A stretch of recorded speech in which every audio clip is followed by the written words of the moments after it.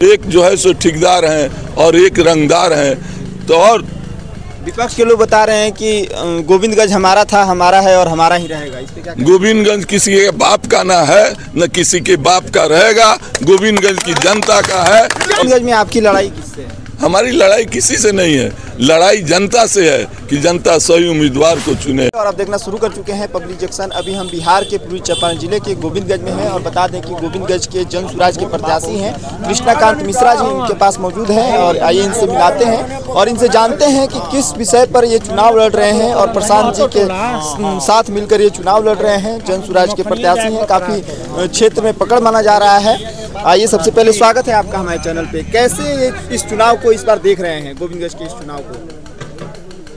आपके public junction को काफ़ी धन्यवाद और शुभकामना कि आप आगे बढ़ते रहिए। जिस तरह से आपका चैनल आज जो है सो जन जन का प्यारा चैनल हुआ है और आपको भी कि आप इस क्षेत्र में अपने क्षेत्र में नाम रोशन कीजिए। और गोविंदगंज का जो चुनाव है, यह चुनाव 52 के बाद यह दूसरा चुनाव है जो बिहार बदलाव का चुनाव है। 1952 का चुनाव देश बदलाव के बाद चुनाव हुआ था और यह बिहार बदलाव के पहले का चुनाव है। 52 और 25 देख लीजिए, 52 5 पर 2 होता है और इतने दिनों में 78 साल में बिहार पीछे गया है, इसलिए 2 पर 5 का चुनाव हो रहा है। गोविंदगंज में आपकी लड़ाई किससे है? हमारी लड़ाई किसी से नहीं है, लड़ाई जनता से है कि जनता सही उम्मीदवार को चुने। आज 3 तरह के उम्मीदवार हैं जो सीधी लड़ाई में हैं, चाहे एनडीए के हों चाहे इंडिया के हों। एक जो है सो ठेकेदार हैं और एक रंगदार हैं। तो और विपक्ष के लोग बता रहे हैं कि गोविंदगंज हमारा था, हमारा है और हमारा ही रहेगा। इस पे क्या? गोविंदगंज किसी के बाप का ना है न किसी के बाप का रहेगा। गोविंदगंज की जनता का है और गोविंदगंज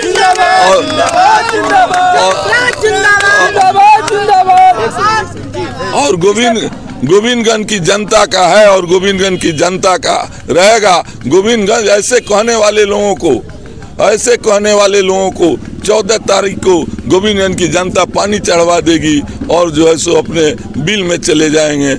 इससे ज्यादा बात हम आप बाहुबलियों से आपको डर नहीं लगता है क्या? कौन है बाहुबली? जिसके पास इतनी जनता का समर्थन है वह बाहुबली है। गोली चलाने वाला, बंदूक चलाने वाला, रुपया कमाने वाला बाहुबली होता है क्या? इतने बड़े पैसे वाले लोगों से आप चुनाव लड़ रहे हैं, मतलब कि लगता है कि इतना पैसा आप भी खर्च कर पाएंगे? हम कहाँ से खर्च कर पाएंगे? आप हमारी हैसियत जानते हैं, आप नहीं भी जानते हैं तो यहाँ की जनता जो है मेरी हैसियत, यहाँ की जनता भी मेरे घर से, द्वार से, आंगन से, मेरे भोजन से और मेरे बिछावन से परिचित है कि मैं जो है सो किस स्तर का जो है सो उम्मीदवार हूँ। जीत करके सबसे पहले गोविंदगंज के लिए कौन सा काम करेंगे? गोविंदगंज के लिए सबसे पहला काम होगा, आप देख रहे हैं कि अब यहाँ विद्यालय है जो जन स्वराज का पहला उद्देश्य है कि शिक्षा को बढ़ाना और दूसरा पलायन रोकना।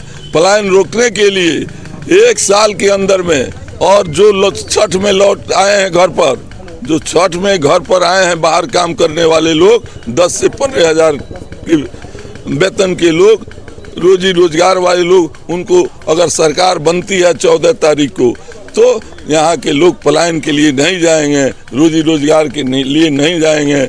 और इसके साथ जन स्वराज ने सभी परिवार को गारंटी कार्ड दिया है कि 20,000 का महीना आपके परिवार में जरूर आएगा और किस रूप में आएगा तो 10 से 15 हज़ार का रोजगार देगा। और आपको अगर बूढ़ा बूढ़ी है तो 4,000 पेंशन देगा और आपका बच्चा 6 साल से 15 साल तक का बच्चा है उसको जिस विद्यालय में कहेगा सरकार अपने पैसा से उसको जो है सो शिक्षा देगी। आप कह रहे हैं कि पलायन, आज क्या हालत हुआ है? जन स्वराज के भय से जो है सो आपको 400 का पेंशन जो 40 वर्षों से चल रहा था इस सरकार को करना पड़ा, 1100 का करना पड़ा। जो धरती है ये पहले हरसिद्धि में थी, उस समय आपको याद नहीं होगा, आपका जन्म भी नहीं होगा। 77 के चुनाव में यहाँ के लोगों ने जुगल किशोर जी को विधानसभा में भेजा था। पूरे बिहार में चर्चा था कि बैरिस्टर साहब जैसे लोग जो इस देश के धनी लोगों में नाम था, इस देश के विद्वान लोगों में नाम था, उनको हराया था और जुगल किशोर जी को विधानसभा में भेजा था। तो उस समय भी हर्षित जी का गुणगान हुआ था कि धन महान है जनता, कि ऐसे गरीब के बेटा को जिसका फटा हुआ कुर्ता और फटा हुआ धोती है उसको लोगों ने विधानसभा में भेजा है।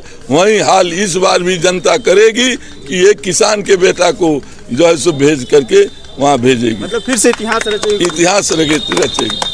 तब तक के लिए बने रहिए। आगे की अपडेट के लिए पब्लिक जंक्शन को आप लोग लाइक कीजिए, कमेंट कीजिए और सब्सक्राइब कीजिए। तब तक के लिए धन्यवाद।